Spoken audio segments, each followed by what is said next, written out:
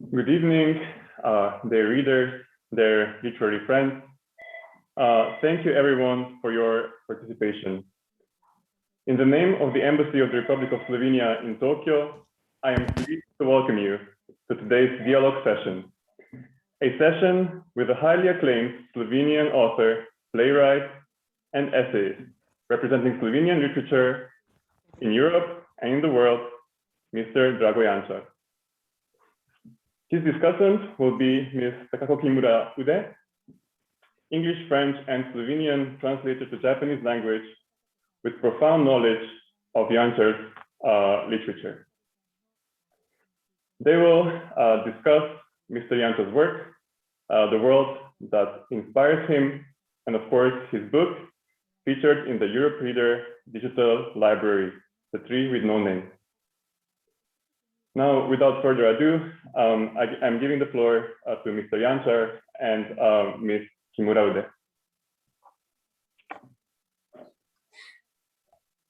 Hello, and hello, Mr. Janc. Hello. It is a great honor for me to speak with you. I read your book. I saw her that night a few years ago, and it gave me a big impression. And I felt that finally I understood about the Slovenian history and society. So it is a great pleasure that we can introduce you to the Japanese audience and hopefully one day to have your books translated. Thank you. It's a great honor to me too. Thank you. To be in that distant, beautiful country. We all know the country, but unfortunately, it's not easy to get there. It is a bit far, yes. Yeah. So you were born in 1948 in Maribor, Yeah. and you're a novelist and playwright and essayist, right? Exactly. Yes, and until now you have already written 11 novels, long novels. Yeah. Mm-hmm. And you have been acclaimed within Slovenia and internationally. So in 1993, you received the Prešeren Award, which is the Slovenian highest, most prestigious art award. And you received 4 times the Kresnik Award for the best novel of the year. And also internationally, in 2014, you received French Award for the best foreign novel, and you were nominated for the Femina Prize. And last year, in 2020, you got Austrian State Prize for European Literature for your lifetime achievement. And the theme of many of your books is struggle of powerless individual against the turbulent history and oppressive regime. So I have prepared a few questions to you, which is related to yourself and to the history of Slovenia. So the post-war Yugoslavia was considered more liberal than other East European countries with Stalinist regimes. And it was internationally acclaimed as going the third way. Nevertheless, it had a communist regime. When you were young, you were active in a student journal and you wrote articles, some of which were critical of the regime. And how did you start questioning the official ideology? So I was young, I was student. I was editor of a newspaper at university, of a student newspaper at the university in Maribor. And in these years, you know what is going to be, what somebody wants to be. And I was hesitating to be a writer, to be an artist, or to be involved in politics, to be an activist, to change the society, and many young people were dreaming or doing in ancient times and nowadays. But unfortunately, circumstances were not very convenient for me in that time. Actually, I was educated. I was born in a family. My father was a concentration camp. My family belonged to the resistance during the World War II. And I was in school educated in a socialistic way, etc. So that was my normal environment. But then I was young when I was 18, 19, 20. I wanted just more oxygen in the society. I felt that we are not exactly oppressed, but that we are living in the society where you cannot say whatever you want. So that was my first experience with my surrounding. And then I wrote an editorial. I was editor in culture and editor in chief of that small newspaper. It was not a big circulation, just at university. I wrote an editorial with the title for the principle of pluralism. I didn't want to overturn the socialist society. I didn't want to be, I just wanted as a young man more oxygen, more open debates, etc. But that was a storm. After that, my editorial that was published on the first page, because pluralism was many hats in that time, opposition, that was multi-party system, etc. I didn't think of this in that time at the beginning, but I was suddenly in front of the wall, in front of the school, that there were meeting of the Communist Party on the university, etc. And this newspaper was stopped, and I was no more. So that was my first experience, and I became a kind of a rebel, not the real dissident, but the kind of a rebel. And I was, in the same time, I started to write also, that my first short stories were published, etc. And I felt that I belong more to the art, to the literature, than to the politics. I see. That was my beginning. And later I've got in troubles because my political opinions, but literature was for me always a solution and escape from this kind of world. If you mentioned Yugoslavia and Slovenia in part of this, Slovenia was in that time, Yugoslavia was at that time more free than other Eastern countries, because after broke with Tito, with Stalin, our borders were in 60s already open, and it was quite, I'm talking now about literature and art, etc. In this part of life, when literature is theater, etc., it was quite free. It was in free. We translated a lot. Everything what was in Europe at that time. Solzhenitsyn, for instance, who was completely prohibited in I don't know, in Hungary, Czechoslovakia, etc. In Yugoslavia was in the bookstore. So Yugoslavia was more open on the field of art, of literature, but not in the politics.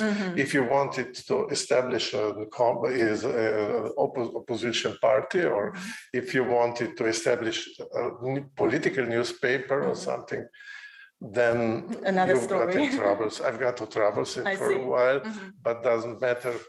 So such was a situation when I started. I see. Yeah. And so you felt that after you wrote this article about pluralism, sort of political career was impossible for you. Yes, exactly. Yes. So, but you don't regret your career afterwards. No? Yeah. Yes. Okay. So that comes to my second question. Let me explain a bit about the background about Slovenian history during the Second World War. So it was an especially painful one. The country was occupied by the Germans and Italians, and there was resistance by the partisans who were dominated by the communists. And there was also Home Guard who collaborated with the Germans, and both sides were killing each other. After the war, the regime dominated by the partisans of Second World War was established, and it ended after the death of Tito and the independence of Slovenia in 1991.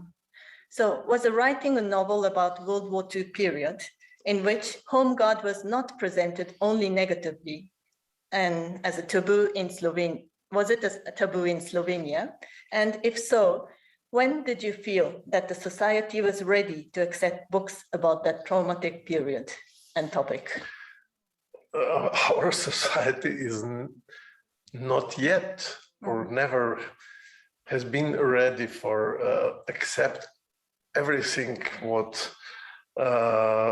happened during and after the World War II, because your description maybe to Japanese and other readers cannot say everything. Yes, because it's simplified, of course. Because it sounds complicated, but we can compare the situation to other European countries. We had from Like one side Spanish occupation, but inside the occupation there was a civil war on the part of Slovenia. Yes. And civil war is always the most terrible thing in Spain, in partly in Poland, and in Italy at the second part of the war, etc. And when civil war starts, it causes the wounds and the situation that you cannot heal in a short time. It entered into the families, into individual persons, etc.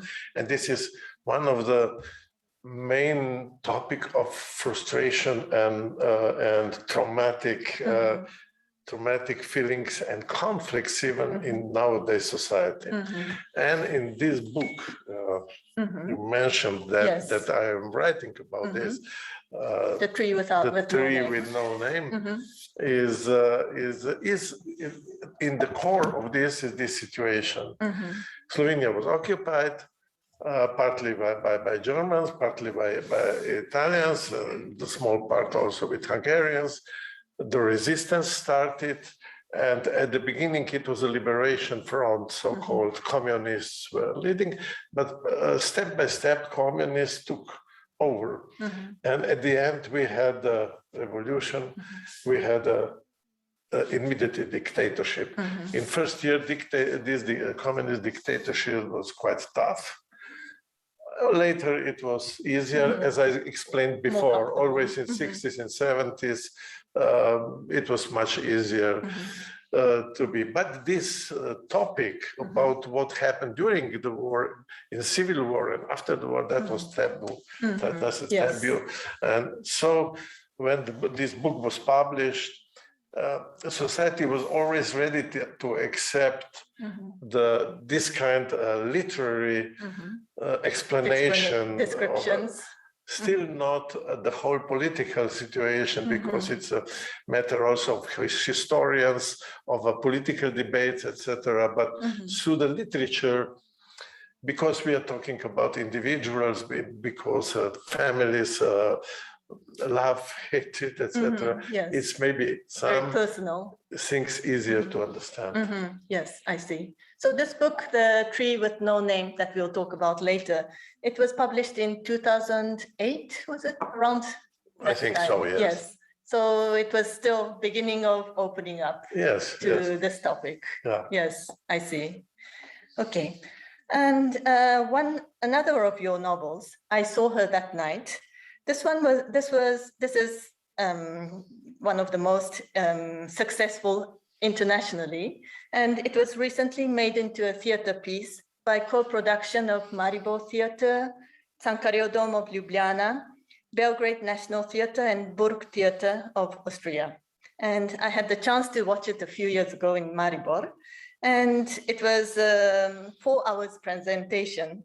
But it was very intense and experience. And well, towards the end, things were unfolding in very rapid succession. So the attention was being built up, and I didn't feel that 4 hours were passing. It was very interesting. And I'm very sorry that it would be difficult to bring this piece elsewhere, because the actors are speaking in 3 languages. So Slovenian, German, and Serbian. So maybe translation would be difficult. And so I felt when reading the book, The Tree with No Name, I felt also that this rapid building up rhythm and mounting tension was also there in the book. So do you think your experience as a playwright influenced your novels? I don't know, how did you survive 4 hours? I enjoyed it. There were 2 intermissions. Yes. So it was much possible. better than me. I saw it also, but, and I thought that the audience liked it. Yes. It was exceptional. Thank you. So my experience with playwriting is also quite along. I started with prose, and later I wrote some theater plays. But this book was this is an adaptation of the novel that you have mentioned. By the way, this novel was really translated in many languages, and I was surprised because, for instance, in France, I was awarded, if I can say, by as the best foreign book. Yes, but I was really surprised because it's Slovenian topic. I'm talking about one very, I would say, very particular story. But this story is suddenly we realize that it's universal. Yes, exactly. That for French audience or German audience or Lithuanian or I don't know is somehow familiar, of course, because we are talking about individuals who are suddenly in the storm of unbelievable events of World War II. Exactly. Yes, all around Europe, also in Japan, in Asia, etc. And so, of course, this is part of, I think something in my prose writing is also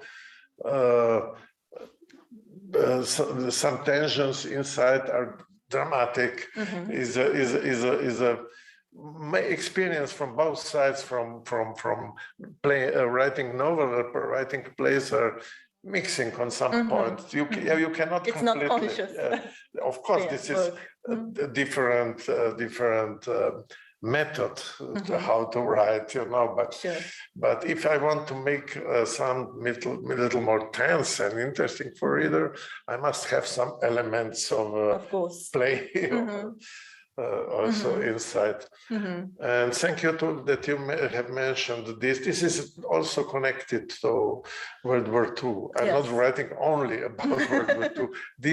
But they happen to be. These two novels had the big echo, not only in Slovenia, but also. I thought it's just a history, not for me. I am trying to go deeper in human existence about during this period. But mostly people say, "Oh, it's happened sometime," and who cares? It's not about country. Yes. But there are readers, there are inquisitive readers who wants to learn and who feel people who were innocent or who were against their will involved in a terrible historical events. Yes, it was really powerful things. Yes. Okay. So in Yugoslavia, there were 4 official languages, including Slovenian. So I believe you're sort of used to the fact that your works are being translated.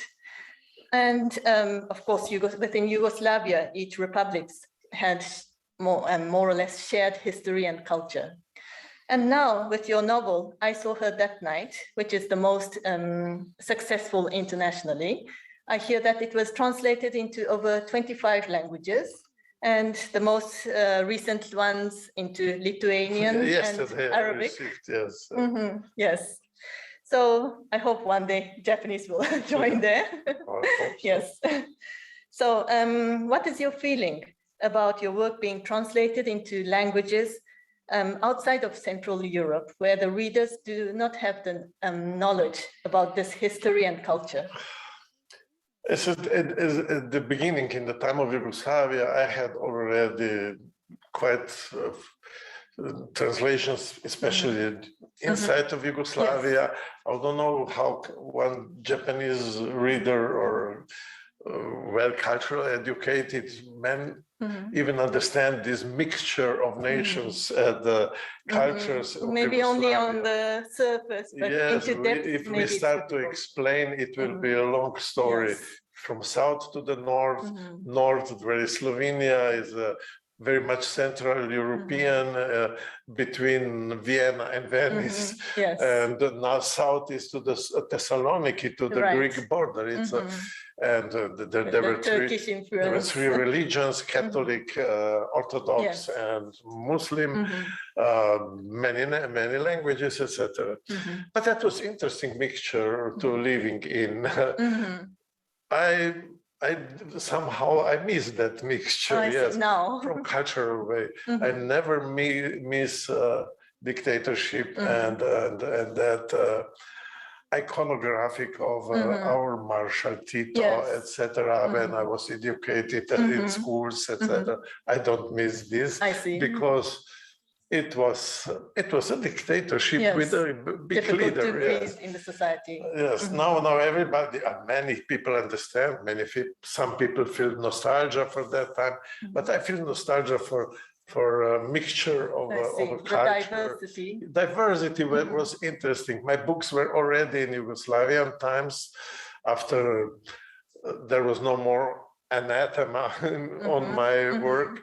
When it was opened, my books were in Belgrade, in Skopje, in Zagreb, etc. So, and I had friends everywhere. But then this unfortunate war started in Yugoslavia. In 90s. Break up Slovenia, Croatia, and terrible war in Bosnia, etc. And our ties, our connections were weaker and weaker, but still I have it. So I miss that mixture of cultures, but I don't miss dictatorship and one-sided thinking, etc. So I am double-minded about this. I see. Yeah. Good point and bad point. Yes, but of course, I would never, if Yugoslavia was in that time somehow democratic society, maybe it wouldn't happen what happened here, because we would have a parliament to discuss the problems. We had a parliament formally, of course, with one party. But for instance, Belgium, they have two nations, they have conflicts, even on the streets sometimes. They had no government one whole year, but finally they debate this in parliament. Yes. We didn't have that possibility. So one party decided one of the reasons why everybody is asking why Yugoslavia, they asked me very often why Yugoslavia was destroyed, and because it was dictatorship. That is my answer. If you have even a weak parliamentarian system, then you can debate, you can have a dialogue, etc. We didn't have this, and the main word was had the army and Communist Party, etc. It didn't work. There were no more solution for this big, interesting, cultural, interesting country. I see. Yeah. And do you still feel some special, well, how shall I say, bond or special affinity towards other former Yugoslavian countries? Sorry? Like Croatia, Serbia, Macedonia. They're a bit special for you compared to other there is, yes, but I still travel there. They still publish my books there. During the war, I was in Sarajevo with some friends, some member of International PEN, because we collected some money. International PEN, that's not only in Slovenia, but they believe that we from Slovenia, who are close to this area, we were already out of the war at that time. Yes. They believe that we can help our writers who were sieged in Sarajevo. Writers of Sarajevo. Yes, and we traveled in Sarajevo in the war for a few days. So, and they accepted us very nice there. We gave them money. They were, but my experience was terrible because buildings were destroyed. I was living in that famous Holiday Inn hotel in Sarajevo without windows, etc., because every advert was still destroyed. So that experience was not very nice. But we got that. We brought that money there, and we had some even literary evening. I see. Some drinking with friends and so. Oh, that's nice. I see. Okay, now. I would like to speak a bit about the tree with no name. This is the theme book of the event, I think. So this is Slovenian edition. Slovenian. It's maybe more attractive. Maybe more colorful. More colorful. Yes. So the book speaks about archivist from 21st century who discovered historical documents from the wartime and tries to discover their owners, identities, and fates from the wartime. So this book actually is available online from Europe Reader Digital Library, which is organized by the network of the European Union National Institutes for Culture under the initiative of the Slovenian presidency of the EU Council. It is available free of charge, both in English and Slovenian versions until the end of the year. You can find a link to the Europe Reader Digital Library towards the end of the webpage of European Literature Festival. Okay, now, so after the end of the Second World War, the victorious partisans proceeded to take revenge, and Home Guards and German sympathizers were executed without trial. I feel that even after 80 years, Slovenian society is still divided and wounded by this experience. In this novel, you describe the atrocities committed by both sides. I especially found the cry of one partisan. As soon as I stopped thinking of them as traitors, I don't understand why we had killed them. This is a very powerful and distressing word, and symbolizing the whole tragedy. Current society is also very much divided economically, and also because of the people's attitude to pandemic. And your another novel, The Galley Slave, is set in Europe in the Middle Age in the time of plague. So it's a bit, there's a bit of common point there. Maybe you can explain to the Japanese audience about the situation in Slovenia concerning the COVID-19. And do you see here some similarities with historical situation? And what would be your suggestion to address this divide of the society? It's an interesting question. Actually, these are two questions in one, but there is a connection. There is a connection, I see. About first part of the question, it is the most sensitive topic in Slovenia after 1990. Till 1990, it was taboo. There was not talking a lot of this. Books about this, events after World War II, and even some events during the World War II were prohibited and they were not allowed, etc. But after 1990, this debate was open. It starts quite well with the attempt to understand both sides in the civil war.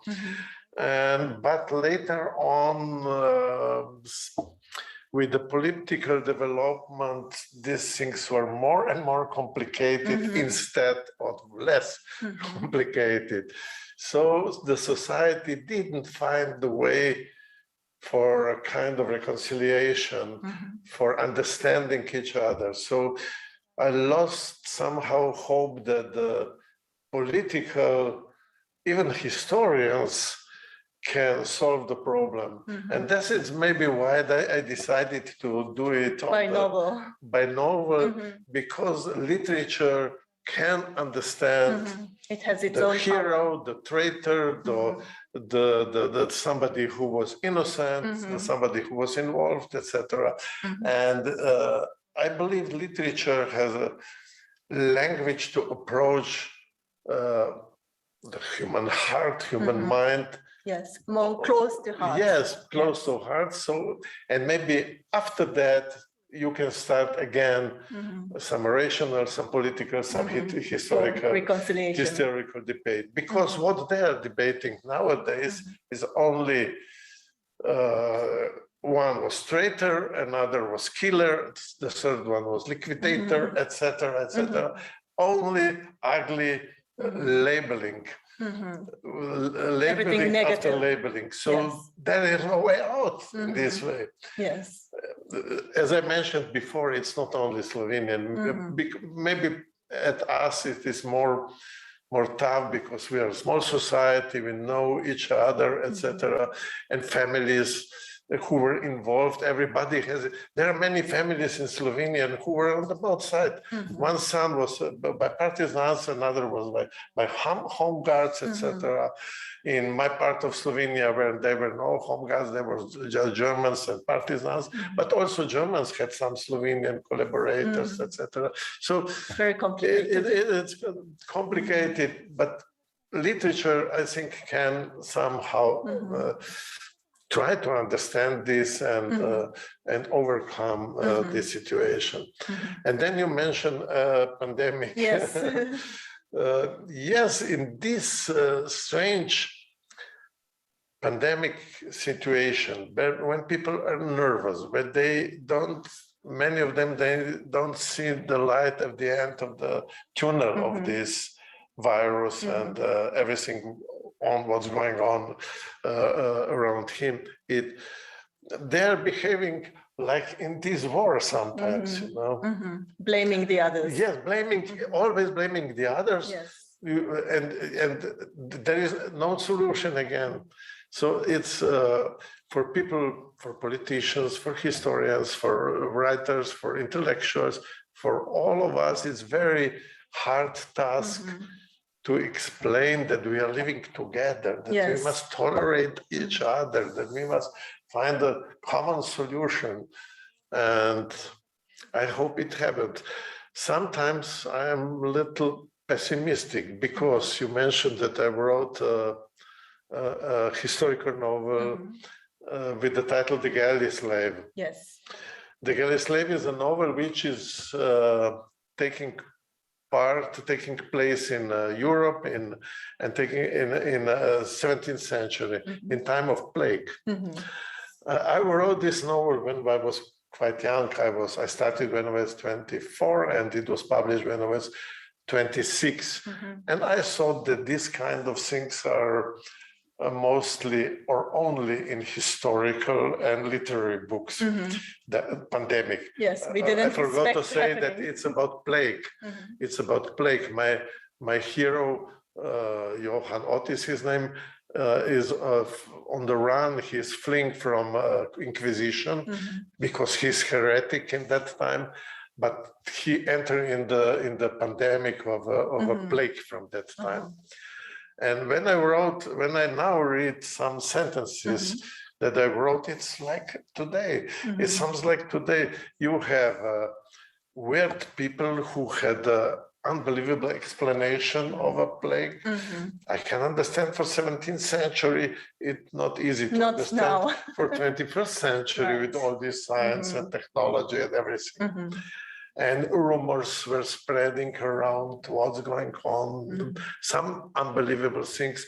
But nowadays, when we have a internet, globalization, all information about technology, against rumors who are faster, can be spread through internet, etc. But the same strange, unbelievable rumors and theories of a plot is circulating around and making people more nervous. I am writing that novel from the 17th century about demonstrations on the streets. Oh, like now, really? We have all of this. I don't think that the history is repeating itself on the same way, but I am afraid that we didn't change enough. Not as much as we if we have now suddenly all this information, all knowledge, and we are behaving the same way like the people in 17th century. I see. This is for me as a writer strange and sad. Yes, and sad somehow. Yes. Yes, I see. Okay. So while reading the book, The Tree with No Name, I was a bit surprised to find one Japanese word, skebe, which means dirty old man. And how did you come across this word? And what is your image of Japan? Of Japan. Of Japan, it's not an easy question. Japan is so well known. So well known. Everybody thinks that know Japan. In the morning, I drink Japan tea. Oh, really? I did Green tea tomorrow every morning. I did it today too. I see. That's it. My first information in the morning. I see. Start with Japan. That's nice. I've read Japanese writers. I don't know if I pronounce the name. This is the problem. Haruki Murakami. Murakami, yes. Oe, of course. Oe Kenzaburo. Yes. Yeah, and others. I've read them. They're well known. They're famous around the world. I've read something in English, but there are also many translations in the small Slovenian language. In less time, there are many translations. Some women writers also, etc. This is my professional approach. Of course, Japan history. I'm interested in history. In one part of history, in World War II, you had some. We also had similar problems that you can. We were not imperialistic country. Never. It couldn't. It was history saved us from this because we are small. But Japan have this terrible problem, and you are still. I think Japan is still facing also with the history.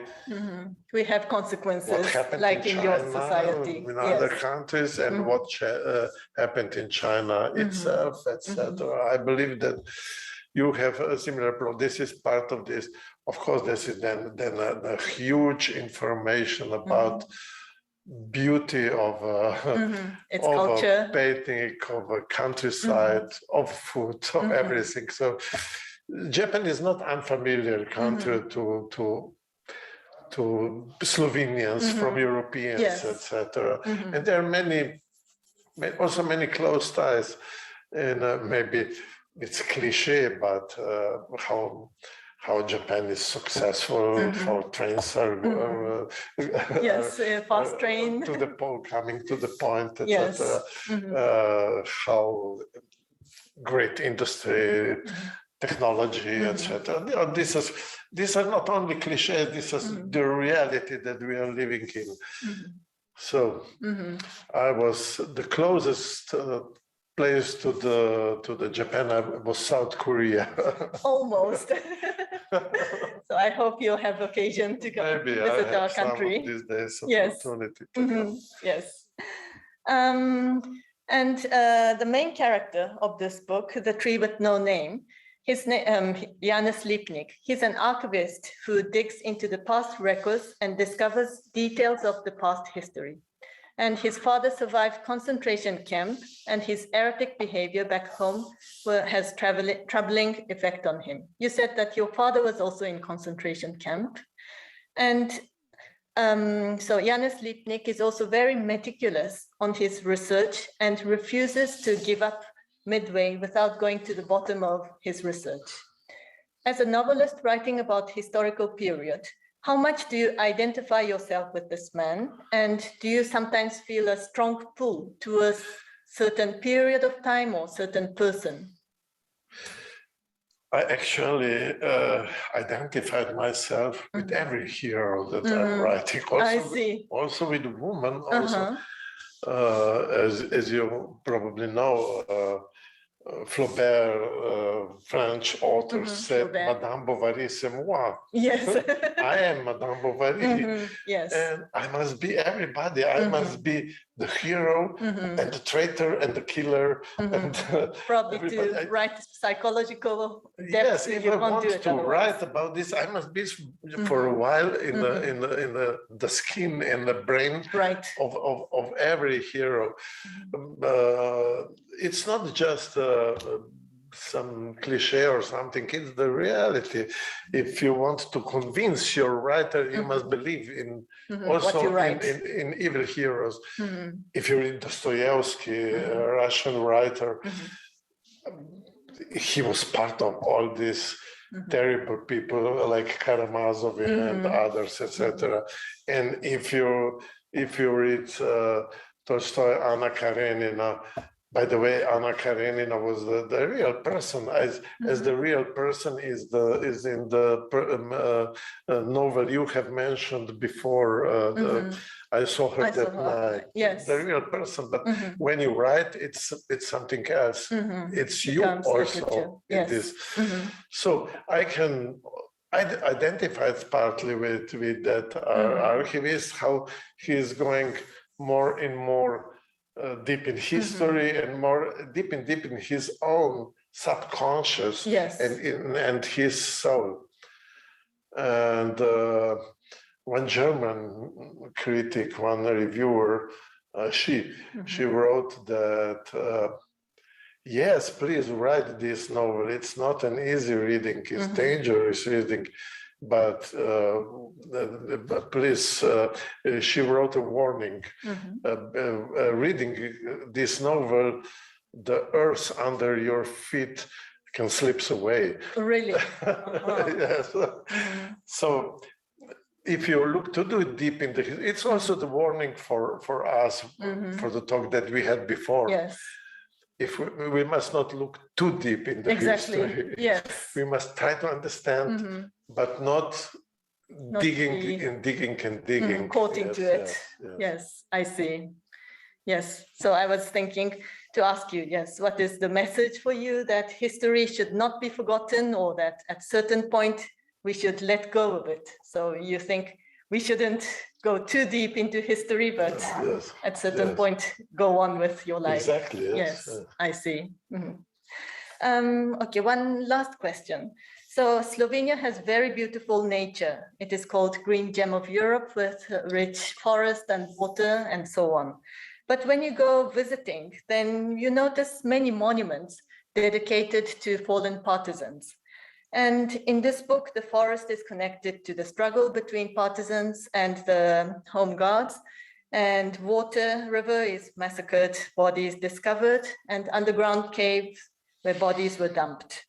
And so after learning about this gruesome history, I remembered one Japanese saying, under beautiful cherry blossom lies a dead body, we say. It's a beautiful and strange saying. Something beautiful is covering something horrible. Very literary, Yes. And also trees are playing an important role in this book. First of all, of course, the title, The Tree with No Name. And the main character from 21st century climbs a huge tree with no name, and lands in the year 1943.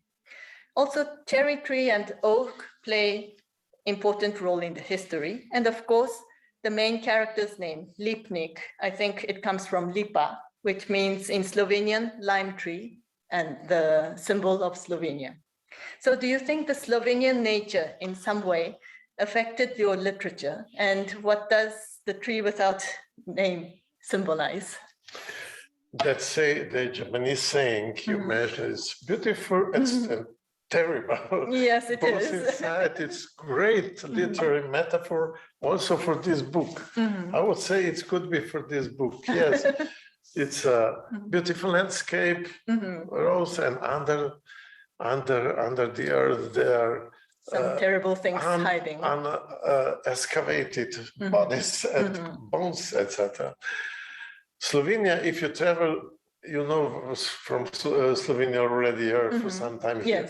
If you travel from this area, from Ljubljana to Trieste, from Alpine area to the Adriatic Sea, you will feel that something is wrong with the earth. It's like a hollow there. No, in reality, it is a geographical phenomenon. The caves in karstic this is so-called karst. And under the earth, we have rivers there, fleas there. We have meanders of rivers. We have lakes under the earth. Very unique. And this is for me similar metaphor that you used from Japanese. I see. This is for me the metaphor for Slovenian history, new Slovenian history. We have beautiful earth, and this is also in the book that under the shopping centers and beautiful earth, there is something else behind. Yes, there was some attic, not behind, torture, under there invisible river, and this is the Slovenian history. And when we will be aware about, as we are geographically, it's still not discovered everything in geography, by the way, yes, because it's strange. When we will, in symbolical way, metaphorical way, when we will understand and taking our conscious, knowing and believing that there is also another world that we don't know, like your flower and the body, yes, then we will be a full normal nation. You know? I see. It will Everybody, take time. it's not only Slovenian problem, Japanese problem, it's a Spanish problem. Yes, each country has its own issue. That's why literature could be universal, not only national or local. Yes. So yes, I'm just illustrating with the local geographical phenomenon. Yes. But the theme is universal. Yes. Yes, so I really hope that we will be able to read in our language, Japanese, your novels in the near future. So I think our time is up. So thank you very much for a very interesting discussion. Thank you for interesting question and understanding of my country. And because from first point of view, it's only touristically interesting. For the beginning. We are proud of our beautiful landscape, as you mentioned, but it's a country with a deep history, problems, believing, love, hatred. And I felt that you entered a little deeper in our country. Thanks to your literature, I discovered the depths. Okay. Yes, thank you.